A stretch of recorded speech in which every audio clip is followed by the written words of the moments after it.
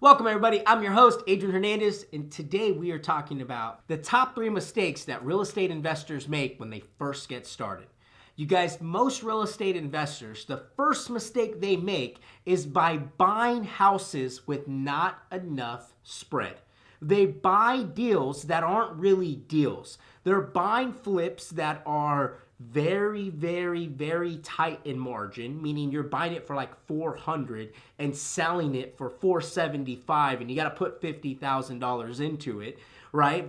And how that happens is by not running the right comparables, not knowing what the house is really worth. It also comes by really not knowing the market, not knowing that where you're buying, where could the market go 3 months from now, some anticipation just in case the market changed. So pricing is the number one mistake that I see investors making, especially when it comes to flipping and especially when it comes to wholesaling. They'll come in and they'll get a deal under contract at a price that they cannot sell it for. You end up wasting your time and you end up wasting the seller's time. And on the flip, you end up just wasting a whole bunch of money, and that could possibly derail your entire real estate investing career. So that's mistake number 1. Mistake number two is that they partner with the wrong people.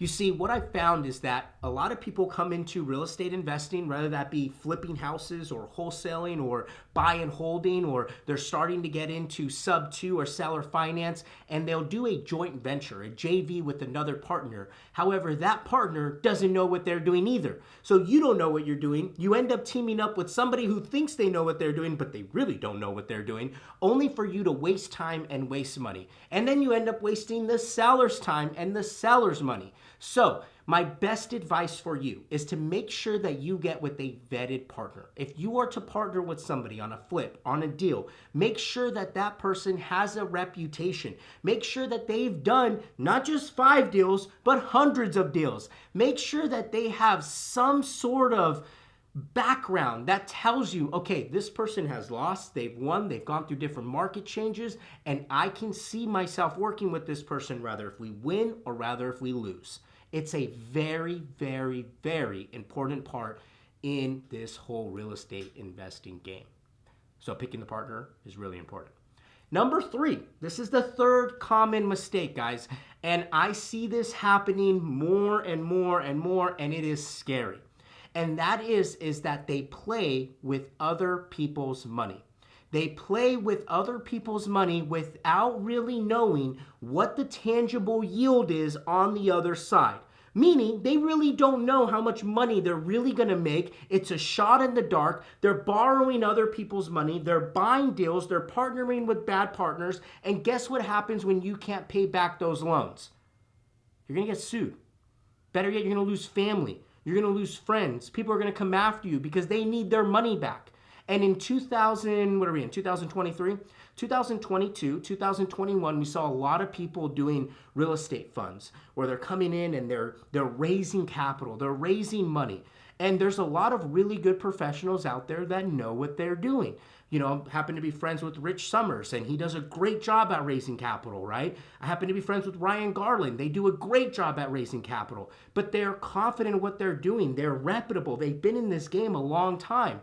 Some of you were out there raising capital without even knowing what you're doing. You're raising capital because someone on Instagram or YouTube or Facebook told you that this is the next thing, this is how you're supposed to buy deals, and you end up buying the wrong deals, you end up partnering with the wrong people, and you end up not being able to pay these people back. And a lot of people are going to be hurt. They're going to be, you guys, pardon my French, but you're going to be screwed in the next year or two. When the market really changes, if you can't pay back some of those notes, it's going to be a major problem. So if you're going to play with other people's money, which is number 3, make sure that you know you can pay it back. Make sure that no matter what happens, you know you're able to pay that person back. Because if not, you're going to ruin your name in the industry, you're going to ruin your relationships, and you're not going to have any money to continue moving forward. These are the top 3 real estate investing mistakes that people make, and I hope that you don't make them. You guys go back, watch this, write them all down, right? Keep them in front of you. And then I'm going to leave you with the bonus one. And this is like 3.5, right? And the next common mistake is the fact that they get caught up in what is called analysis by paralysis. Meaning There is so much information that they want to know, that they want to understand before taking action. And that is the number one reason why most people stay broke. They are overanalyzing and they never take action. Our goal is to take action and learn along the way. So don't overanalyze anything. That's your 3.5 bonus section. All right, guys. Hope you enjoyed this episode. I hope that you liked it. If you did, hit the subscribe button. If you haven't already, hit the like button. Make sure you share this channel with a family or a friend. See you guys real soon. Let's go.